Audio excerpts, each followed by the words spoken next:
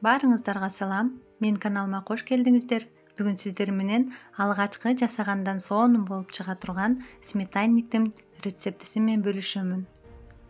Анда эмесе видеону акырына чейин көрүп, видео жакса лайк басып, комментарий жазып, менин каналыма жазылып кетүүнү унутпаңыздар.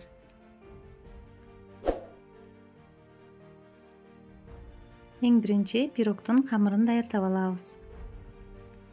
Идишибизге электен өткөзүлгөн унду, разрыхлитель, кумшекер жана сары майыбызды салып, баарын аралаштырып алабыз.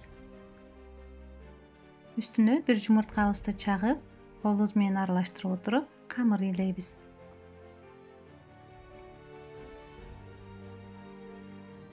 Даяр болгон камырыбызды пакетке салып, холодильникке жарым саатка салып коебуз. Пирогубуздун начинкасын даярдап алабыз. Ал үчүн каймактын үстүнө кумшекер, жумуртка, кукурузный крахмал жана бир аз ванильный сахар кошуп, баарын жакшылап аралаштырып алабыз.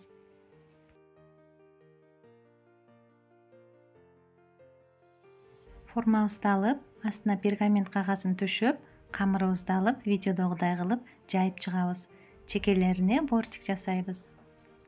Камырыбызды вилка менен чегип, үстүнө даяр болгон начинкабызды куябыз. Пирогдун үстүнө өзүңүздөргө жаккан жемиштерди салсаңыздар болот. Мен бүгүн малина салдым. Алдын ала 180 градус кызытылган духовкада 40-50 мүнөт бышырып алабыз. Мынакей достор, биздин сметанник пирогубуз бышып чыкты. Пирог бышкандан кийин толуктай муздатып, андан кийин гана кесиңиздер. Антпесе ичиндеги начинкасы катпай агып кетет. Эгер сиздер да ушул рецепт менен жасап көрсөңүздөр, сиздерге жагат деген ойдомун. Мен менен болгондоруңуздарга чоң рахмат. Менин каналыма жазылып коюуну унутпаңыздар. Сиздер менен болгон Динара Калилова.